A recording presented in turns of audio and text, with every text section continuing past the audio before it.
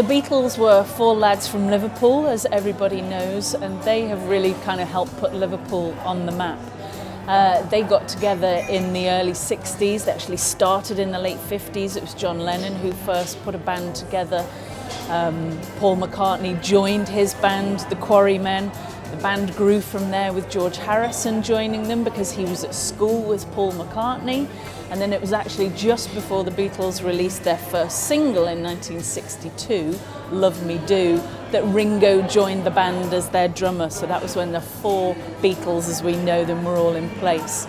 Now they went on to get their first record contract 1 year later in 1963, and from there really that was the beginning of their fame and success. Now they disbanded in 1970, so over that period they were amazingly successful and took the world by storm, and that's something that Liverpool kind of really reaps the benefits of these days, because it's amazing how Liverpool welcomes visitors from all over the world who come here because of the Beatles, and it's amazing to see how far their kind of reach spread. Every year in Liverpool we have an annual Beatles festival, and we call it the International Beatles Festival. There are bands, tribute acts from all over the world, about 20 different countries that come here and perform for a week of Beatles music all around the Cavern and the city centre. But there are fans from about 40 different countries around the world who come here to enjoy it, so it really shows how far the Beatles and their music managed to spread around the world. You can't estimate the influence of the Beatles on music everywhere. And when we have our Beatles Festival in August, you realise that because, as you say, there are people from all around the world coming and singing Beatles music, and they just want to come to Liverpool to do it. From all the people I've met in Liverpool, the sadness is that they were never captured live in Liverpool. And John Lennon always said, if you didn't see the Beatles in Liverpool or Hamburg, you never saw the real Beatles. They'd become just the greatest rock and roll band.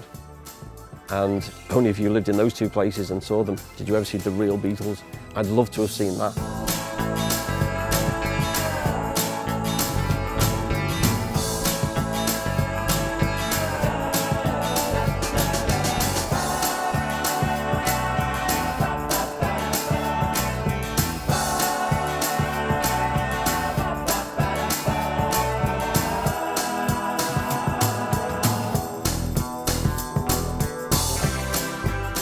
Most people know about the Cavern Club.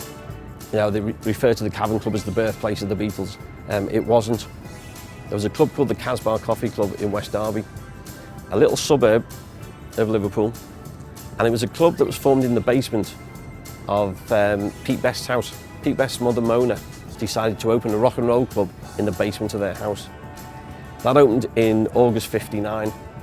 All the main Merseybeat groups became famous or didn't become famous, all played there before the Cavern became a rock and roll place. The Cavern was still playing jazz, whereas the Casbah was playing rock and roll. The Quarrymen, John Paul George, plus a guy called Ken Brown, opened the Casbah Club. They even decorated it.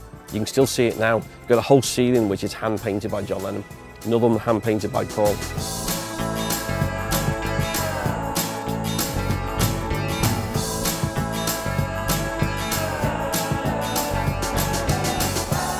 They take you back to your childhood as well as John and Paul's childhood.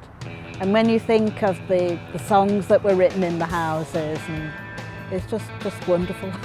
Now, when I grew up, my parents were into the Rolling Stones. They weren't really into the Beatles, but my kind of lasting impression about the Beatles and how I kind of first started to notice them, I was about 10 years old and I went on a school trip, and everybody on the coach when we were kind of traveling on this trip was singing Beatles songs, and I was kind of aware of them but I didn't know them, but I started to realise then it was like this music that everybody kind of knew and that really kind of brought people together. It was very, very popular, and I started to kind of get into their music probably because kids at school were at that stage, and it's really been kind of growing up in Liverpool, you get more aware of them, but then kind of getting a tourist guide, you really kind of get then the ability to get into them in a level that you've maybe never considered before.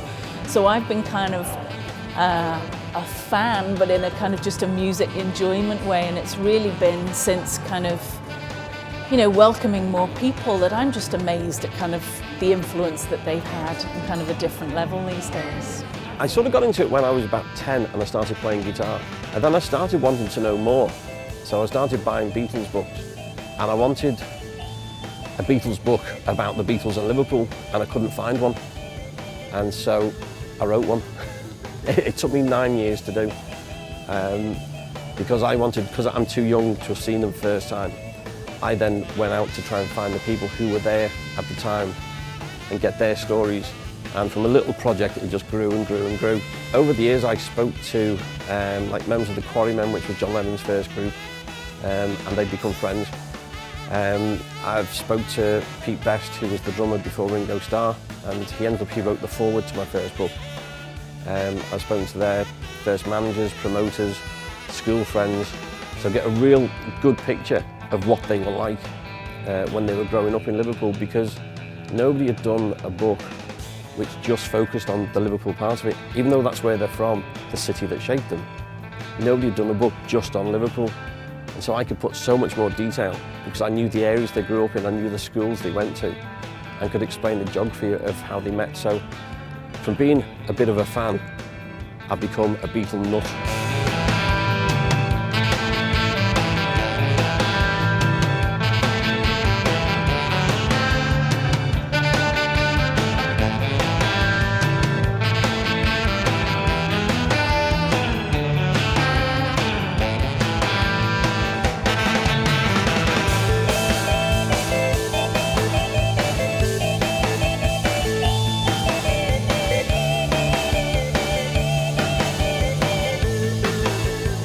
They did an amazing wealth of music, and there's a huge diversity there that manages to touch, you know, and interest lots of different people. What I love is taking tours out and seeing that, you know, there are young children who are bringing their parents here, or, you know, their parents are bringing the kid along because they're really into the Beatles. So there's something really kind of appealing about their music, and there's lots of different levels for people to get into. I think when it comes down to the basic bits, it's the reason we're still talking about Mozart and Tchaikovsky is because their music was brilliant.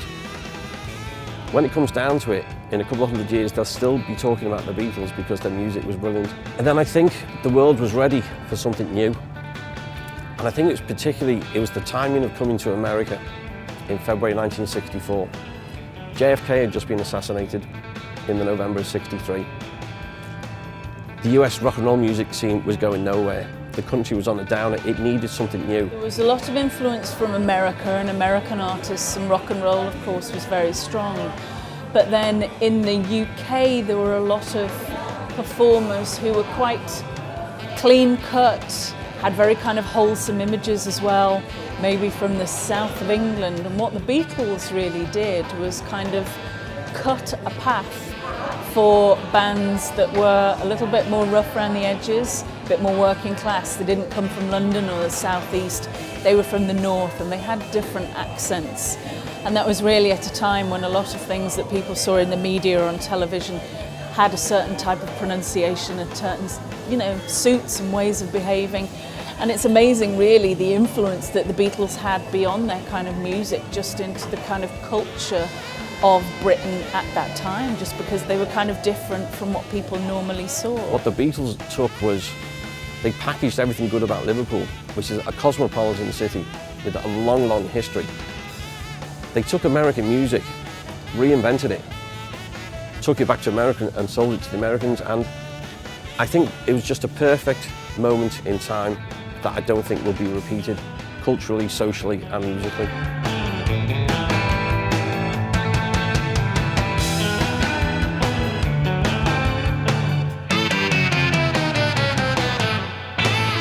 This was a group where there wasn't one lead singer.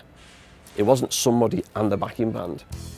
You ended up, by the time you get into the mid-60s, John, Paul and George all being equally good songwriters. So you had, instead of like Cliff Richard in the Shadows, who was a singer plucked out of a little club, given a backing band, and then said, somebody down here has written a song, you're going to sing it. The Beatles said, we're going to write our own songs. What they suddenly did was they gave permission to musicians to write and perform their own songs. Every single album they did was different. They tried things, they pushed the boundaries. It didn't always work, but they always did something new. They wanted to give something more to the fans. So the whole idea of the pop video, really that's what the Beatles used first. Making the album cover a work of art. A bit of a concept album with Sgt. Pepper. And always pushing the boundaries and saying, look, if you feel that's what you want to do, just do it. You've now got the opportunity. And they sort of opened the floodgates for groups everywhere, whichever country they came from, to do their own thing. Because Jimmy Page, during the 60s, was probably one of the hardest working session musicians. So before Led Zeppelin got together, he was just playing on so many other people's records that he was popular and he would just work hard all the time. But they could do that because the Beatles had opened the floodgates, and now the record companies were all saying, we want groups with original material.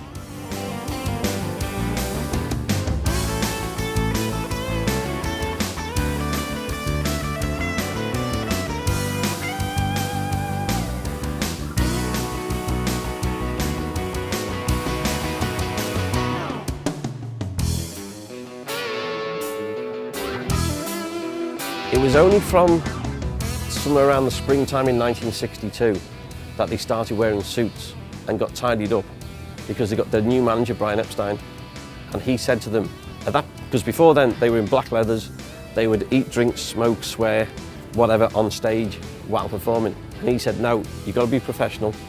So he cleaned them up, smartened them up, taught them how to be presentable on stage to more than just a local Liverpool audience. There are some people that would say he didn't make the greatest financial decisions for the Beatles in the early days, but there was not really anything that had come before him. The rock and roll stuff, particularly in Hamburg, which really was the place that made the Beatles, was they took a bit of what they learnt in Liverpool, went to the clubs in Hamburg, and they were playing like 7 or 8 hours a night.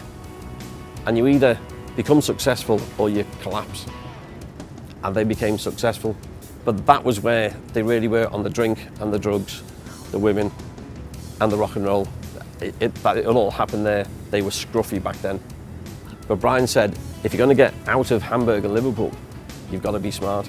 And obviously, as soon as they could ditch that and be themselves, they did. You know, in a way, they were a great outlet for him, because Brian had a very artistic side and he absolutely loved being involved with the group. Brian Epstein, as the manager, had tried all the record companies. One by one, they all turned them down until Parlophone, a little bit of EMI, decided to take a gamble. They were the last chance. They took the chance, they recorded them, and obviously they became very successful. It was a match made in heaven, you know, for them to work together. And I'm inclined to agree that if he'd stayed alive, they would have stayed together longer. That's what I think anyway. They started to break up when Brian Epstein died. He was their manager. He got them the record deals, he shaped them, he got everything done for them, and they worshipped the ground he walked on. And he died quite suddenly in the summer of '67. It was an accidental overdose of pills. And they were just lost. And they said, you know, nobody else would be their manager. And suddenly they didn't know which way to go. So Paul tried to take the lead and to drag the Beatles into other projects to keep it going. But it couldn't quite work, so there's tensions there. You know, they'd grown up, they'd had success, they'd married, and there were relationships changing. John then met Yoko, who took him in a different direction. Particularly John, Paul and George were now writing so many songs, you couldn't then fit them all onto one Beatles album. So they could put a Beatles album out and each do a solo album as well at the same time if they wanted. And they had so much that really they got to the stage where they couldn't work together. As most bands reach that stage and say, that's it, we can't do it. And so they called it quits in 1970.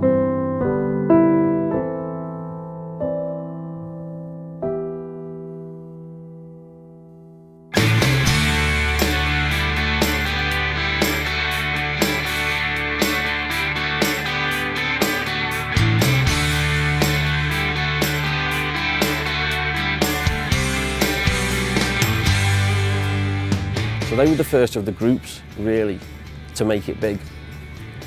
The difference was, before then, most of the individuals were plucked out of the London music scene, which wasn't particularly big. What they didn't realise was, only 200 miles away in Liverpool, there was hundreds of clubs and hundreds of bands. For the Rolling Stones, it was very direct, because Dick Rowe, who was the managing director of Decca Records, who had turned the Beatles down in 1962, was judging a contest up in Liverpool with George Harrison. And George Harrison said, if you don't want to make the same mistake twice, go to this club in London, there's a group called the Rolling Stones, go and sign them. And he did. So actually the Beatles got the Rolling Stones their first contract, and their first hit was I Want to Be Your Man, which was written by Lennon and McCartney for Ringo. So that was also a Beatles song.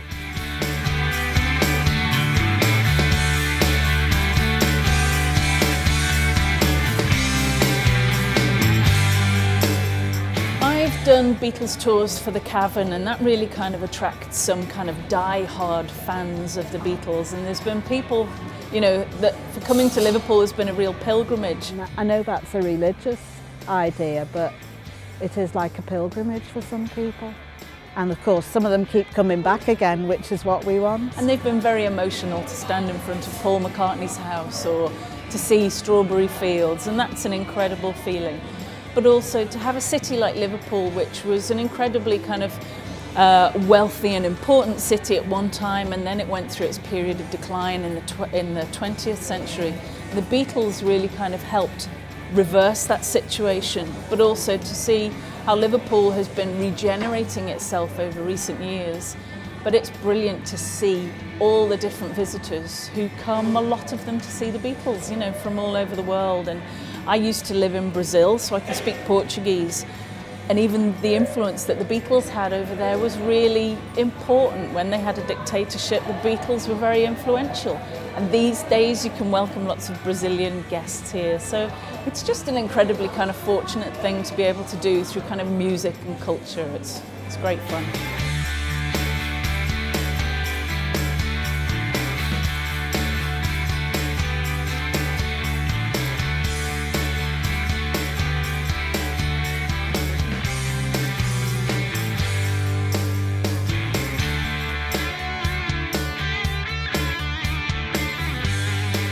The time I remember for music when I was growing up was like through the 70s, so I've watched glam rock, punk, 80s electro, hip hop, you name it, all coming through. They're fads that come and go. What has been constant all the way through are guitar-based bands. Now they may be writing slightly different styles of music, but you look at the biggest artists over the last 20, 30 years still, you're looking at the big groups. I mean, look at U2, look at Coldplay, look at Bruce Springsteen. You know, again, Springsteen's one of those who will give full credit to the Beatles. So the most successful artists now are the guitar-based musicians and the guitar-based bands. So I think that's the legacy is still going on. To think that it's carrying on all these years later, and there are young Beatles fans that you quite often meet on a tour, it's just amazing. Just that the music is still so good, it's timeless. You can still listen to it and think, oh, I hadn't heard that bit before. The music will always be timeless.